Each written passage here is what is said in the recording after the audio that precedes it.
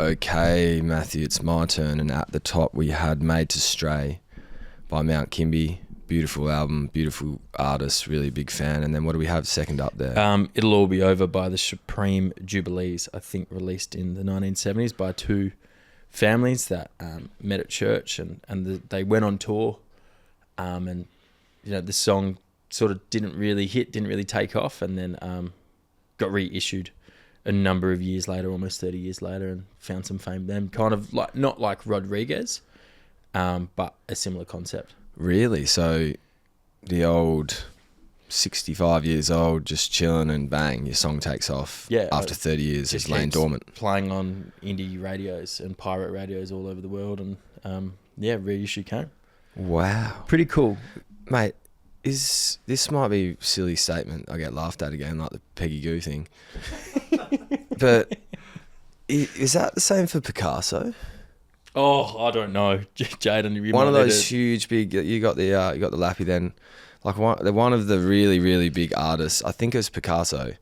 Wasn't even like credited until he was dead by like 40 years maybe, and I feel like it was quite a common occurrence, and it's only in the act of losing your mind and going crazy and, you know, burning your house down and dying, that then your art and the evolution of it starts to become its true place in art. How did the painter Pablo Picasso become famous? The painter Pablo Picasso started to make a name for himself when he settled permanently in Paris in 1904, moving into the Bateau Lavoir building in Montmartre.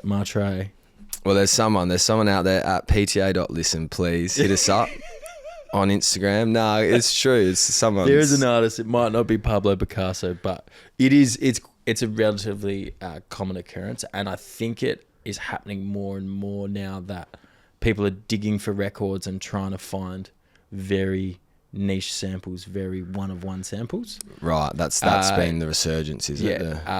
There's a track by Donnie and Joe Emerson called Baby, that was covered by, I think, R.E.L. Pink, but the original was maybe 70s 80s released, and someone stumbled upon it in a secondhand shop or a record store 20 years later and was like, people need to hear this, and then they launch it then and they reissue it. Right. Yeah, some amazing artists, and I think one of Lauren, my partner's favourite songs. That one just then? No, not that one, but the one I'm chatting about now, Baby, Donnie and Joe Emerson. We might have to play it later. Yeah. I loved Default Mode Network, and I think we probably have to do an episode where we don't meditate, but we you know, give a guide to how people can get into it, because I think there's some amazing apps out there, and maybe there's some really cool online courses or something. Yeah. Because it is relatively accessible.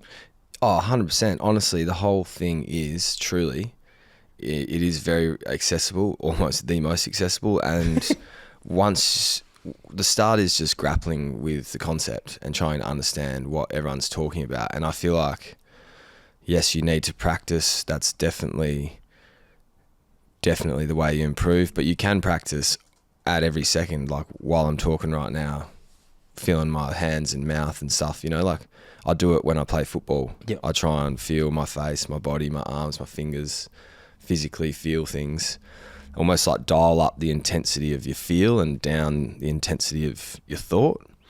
Sick. And so is that something you always had done, or is that more when you came back from Sri Lanka? No, yeah, it was probably, no, I think so. I originally got taught it at West Coast, really, by talking with a guy called Neil McLean. He was my first sports psychologist. Yeah.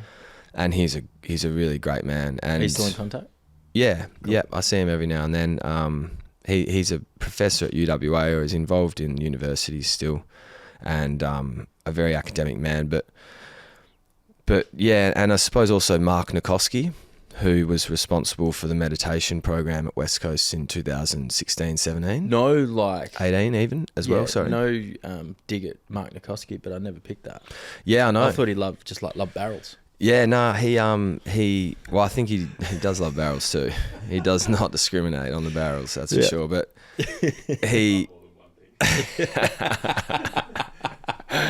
Yeah, no, Martin he McCoskey exclusively surfs. That is all he does. doesn't talk to anyone. Nah, so yeah, he has been, and I should say we have been as well, because we're brothers and really good friends. We have been on a journey together as well, in the space of like actually grappling with our thoughts and our feelings and life and challenges and struggles. And being like, hang on. Can you jump into what it is that grappling with your thoughts in your life? You know, like let's say.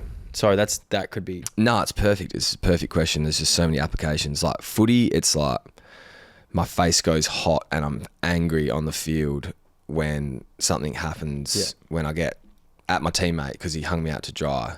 Or you make your own mistake. Or I make my own mistake, but that's a real thing that's happening to me, angry. Or I'm running around the football field like I did for the first 5 years of my career. Writing my review in my head, you know, because you write a review of your game after you rate yourself, you know, how'd you go on the trademark, like. Yeah, you do some self-reflection, but you're running around on the ground reflecting. That's in like a game day journal. Yeah, or like a report after the game that you and your coach both write. You sit down in your review and you go, right, what did you have me? But you were writing that as you were playing. Yeah, early doors. As you're playing, like you're just distracted and you're running around. You're at fullback and you're like, oh, I missed that spoil. I let that one over the back. I marked those two. I dropped that mark, but then he's kicked 3. Like I'm probably at 2 right now. It's not going that well, you know, and you're running around just thinking, when really there's like lots of other shit that you need to be focusing on. But another context would be, you know, my girlfriend used to kiss that bloke and it makes me annoyed and it's irrational, but you know, I think about it. And so me and Mark Nikoski or like anyone, it is a reality that you have those thoughts, even though you're like, that is wrong.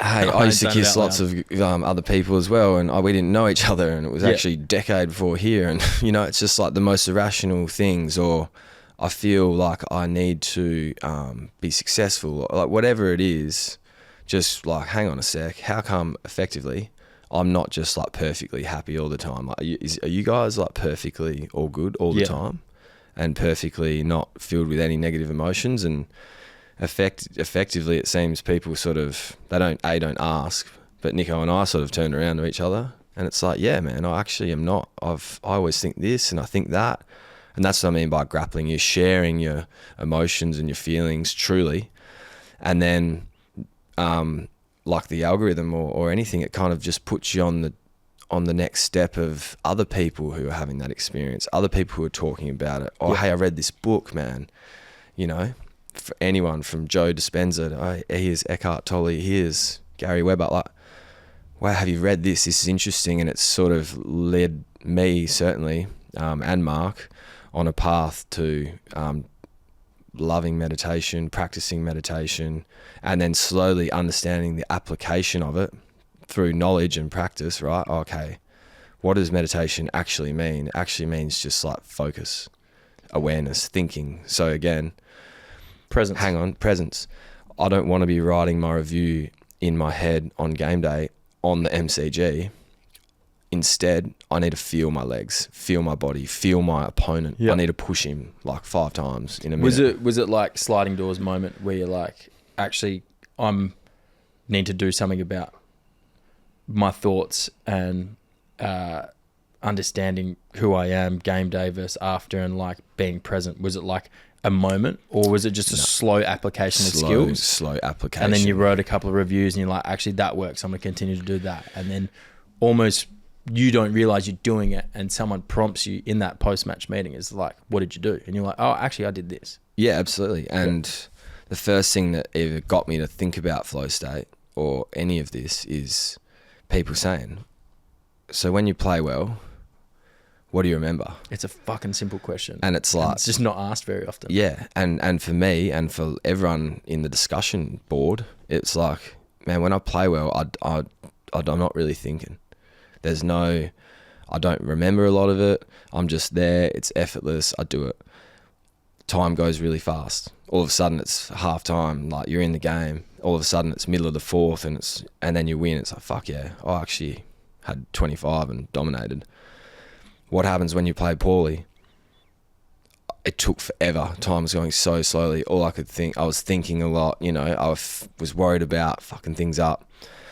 So that awareness of those two things, you go, hang on, how can you even be in this state? Yeah. But no, so to digress, so Mark especially mentored. Yeah, when he wasn't surfing, when he wasn't barreling, he once he gave up the barrels, and moved on to his meditation. sole focus, and that was it.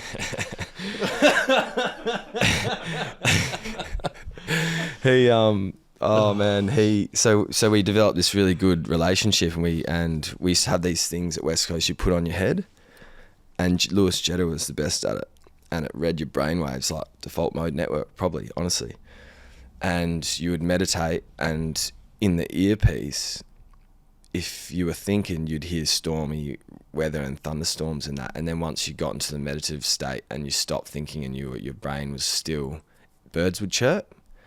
But then you'd hear the birds and you'd be like, yeah, oh. And it's and you're in and out, there's this struggle. And so you just sit there like with the birds and try and meditate. And then most birds in a row, like it was actually a way to quantify it, and it was really good. And so you said Lewis Jetta was the best. Lewis Jetta was the best by streets. No, not by streets, because it's such a volatile thing. You know, like you come in one day, and you're distracted, and you know you're fighting with your girl, just, like, and your kids just at the time. Fucking, mate, literally anything, or Simo's, mate, anything. This morning. Yeah. It's going to end badly, man. So it varies a lot. However, he was really good at getting really present, and he got the longest streak. I was maybe come third or something, but it's bullshit though. However, what I'm trying to say is Mark Nikoski, myself, and a cohort of other people got really into meditation, practiced a lot, conceptualized a lot, talked a lot. Again, you understand, and that's why I say it's slow progression, but there are these big leaps of application where you're like, oh shit, you know, talking myself out of something in my head is good. That's not going crazy. I need that right now. Yeah.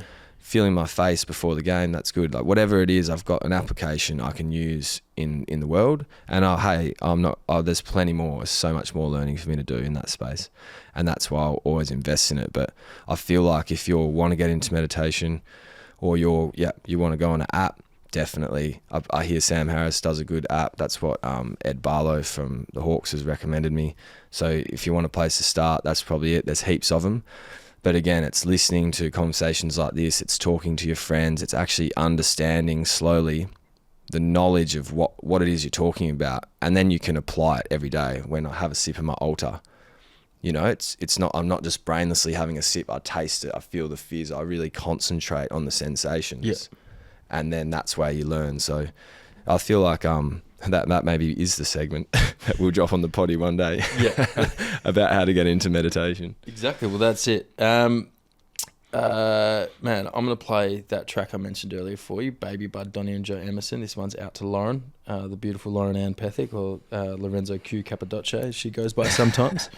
Then you know what? I might even chuck a little Nadia Rosa shout out on the end, just so I don't get dwarfed as a good man and husband. You're more than welcome. This is off the 1979 release, Dreaming Wild, 2012 reissue, as I mentioned. This is Baby by Donnie and Joe Emerson.